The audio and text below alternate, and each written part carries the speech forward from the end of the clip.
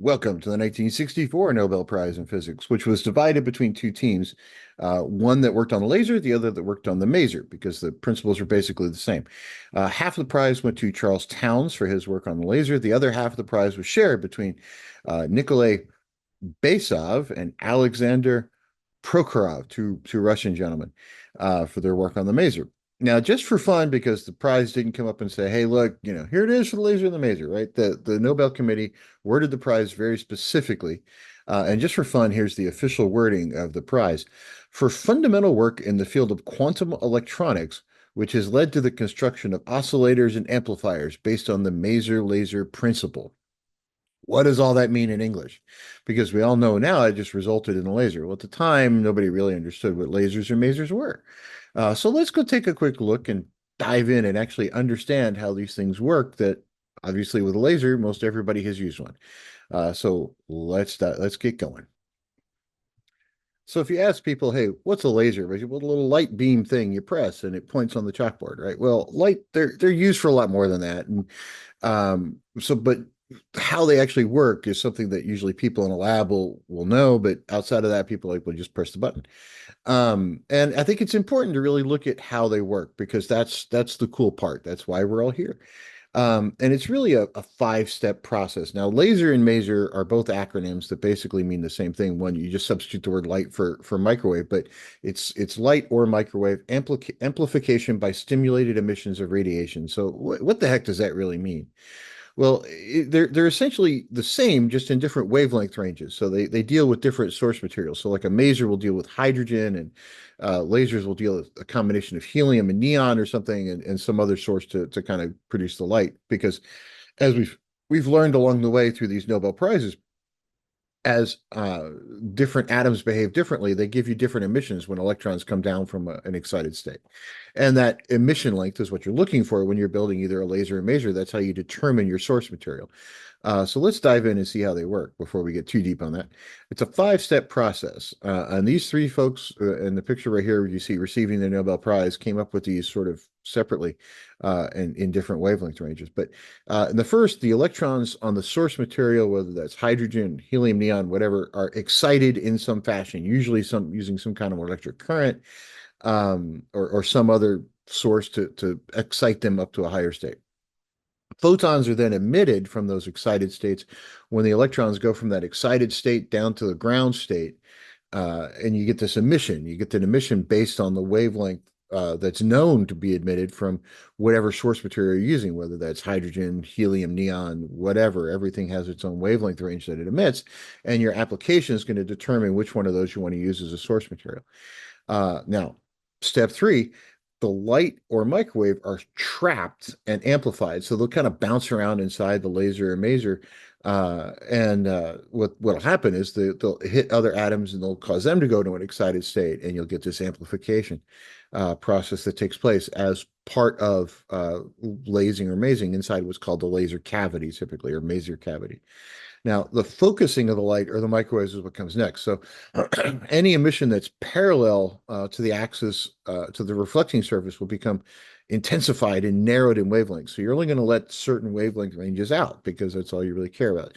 There will be other times when you get these sort of secondary emissions that are different wavelengths based on different cascade effects down, and you don't want those. You want a very specific one based on your desired application, but you can use those other emissions to go off and amplify it further.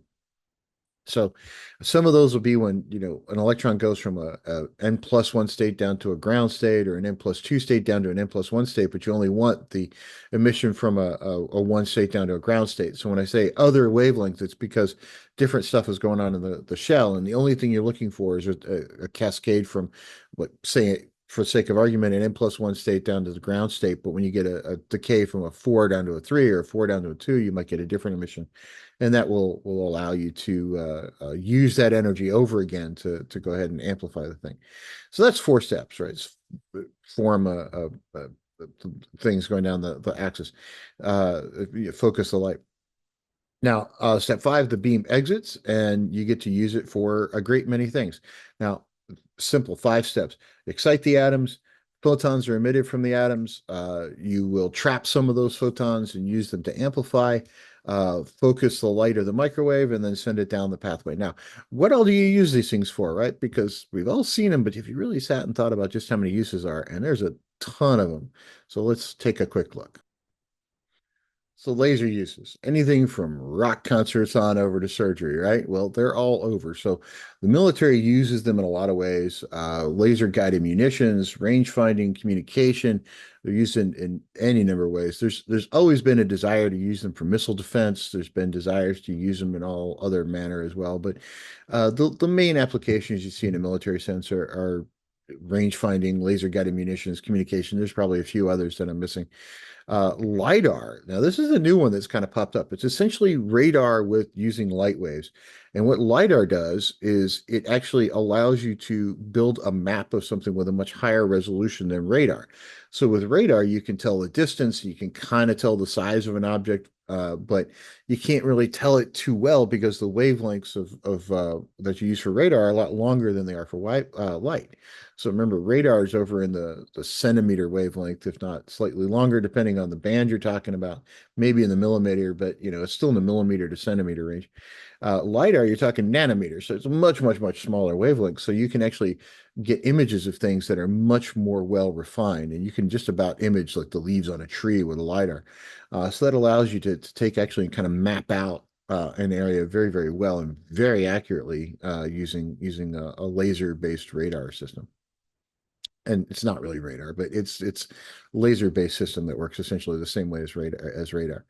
Art conservation. I found this one kind of interesting. I didn't actually realize lasers were being used for art conservation, but being used to clean and restore very delicate and historic artifacts. I mean, it was impressive. You can use them to remove tattoos. You can use them for surgery. You can use them. We used to use them in CD players and DVD players. It's not really used too often anymore, but those are still out there on occasion. But what about the MASER? So MASER is not used as often because the wavelength ranges are much longer, and the applications aren't nearly as frequent as what we want from the laser. But masers are used very commonly in radio astronomy to do different things, and hydrogen-based masers are used in atomic clocks. And they're used in satellites for a variety of things to keep time very accurately inside a satellite. And a hydrogen maser based atomic clock is actually accurate to 0.45 nanoseconds every 12 hours. Now that's important for things like GPS because without atomic clocks, GPS doesn't work. So that's the prize from that particular from 1964.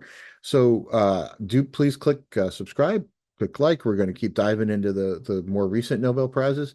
And once we get all those complete, we're going to go back and start to do a lot more detailed explanation of some of these things, probably starting with 1905, which was Einstein's banner year that won him the prize in 1921.